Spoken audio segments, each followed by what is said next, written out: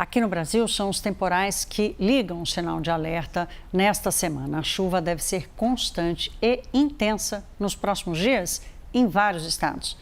A gente vai entender como fica o tempo com o Marco Antônio Mendes. Marco, boa noite. A nossa preocupação é excesso de água. Pois é, Thaís, boa noite para você que acompanha a gente também. Essa chuva, ela pode vir com força e também por dias seguidos, o que acaba ligando aquele sinal de alerta para perigos, para muito transtornos que podem acontecer nessas áreas.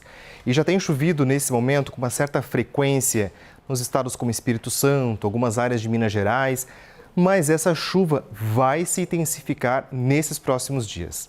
Para amanhã, especificamente, vamos dar uma olhada no nosso mapa de risco de temporais. Você vê aqui que algumas áreas em laranja, elas exigem bastante atenção para amanhã, tá? Elas representam um perigo.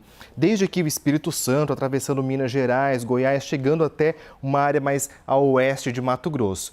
Atenção também a essa outra área entre o Piauí até também o Amapá, porque os volumes acumulados de chuva podem ser muito elevados e tem também chance de ventos fortes.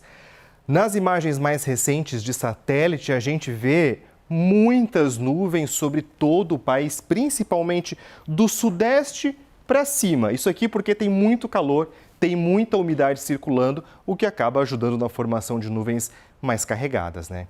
E esse, então, deve ser o padrão para essa semana toda, inclusive com chance de se intensificar. Isso porque uma frente fria, ela basicamente se estacionou aqui na altura do sudeste. E aí, junto também com os ventos que vêm da Amazônia, isso aqui tudo ajuda a organizar um grande corredor de umidade que vai cruzar o Brasil nesses próximos dias. O que isso significa, então? Que todo o centro do país vai passar por dias de muita nebulosidade e também chance de chuvas fortes. Algumas capitais que ficam na rota desse corredor de umidade, então, nesses próximos dias: Vitória, Belo Horizonte, Brasília, Goiânia, também volumes que podem ultrapassar os 20 milímetros por dia. E o que preocupa é que essa chuva volumosa, por vários dias seguidos, pode, claro, provocar problemas nessa época do ano. Isso aí aumenta também o risco de alagamentos e também deslizamentos de terra. A gente tem um outro mapa aqui que mostra a previsão de chuva esperada para todo o país durante essa semana. E veja que tem muitas áreas aqui no nosso mapa que estão em cores mais escuras, né? Isso aqui acaba indicando, então, chuva expressiva, volumes que podem passar aqui dos 300 milímetros entre o Espírito Santo, centro-norte de Minas Gerais, até também o estado de Mato Grosso. E aí eu chamo a atenção para outras duas regiões, porque ao longo da semana, a partir de quarta, quinta-feira, vem muita água em toda a região nordeste do país também, mas principalmente no interior dos estados.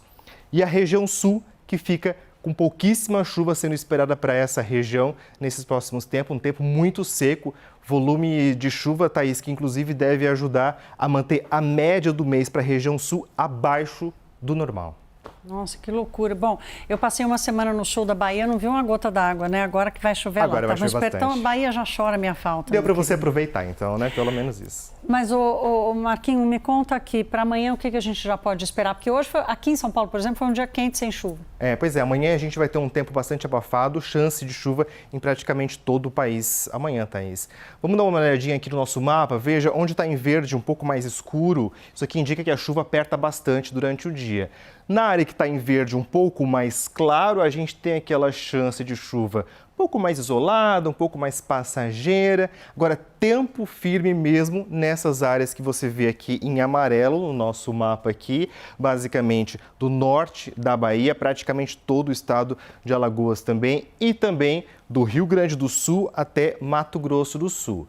Amanhã, então, Porto Alegre e Florianópolis devem ter muito sol, muito calor, temperaturas podendo ficar na casa da máxima dos 26 aos 29 graus. E Curitiba é que tem chance de pancadas isoladas ao longo do dia e a máxima amanhã também indo aos 26 graus.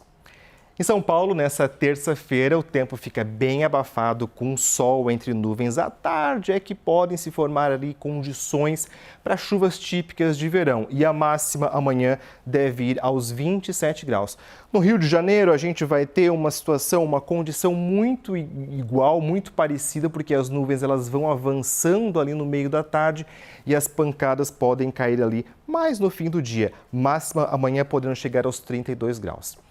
Amanhã faz muito calor no interior da região sul, no interior de São Paulo e também em todo o estado de Mato Grosso do Sul. Campo Grande amanhã pode chegar aos 33 graus. Um pouco menos quente amanhã em Brasília, que vai aos 27 graus. Belo Horizonte amanhã 28 também. Manaus tem previsão de temperatura máxima de 31.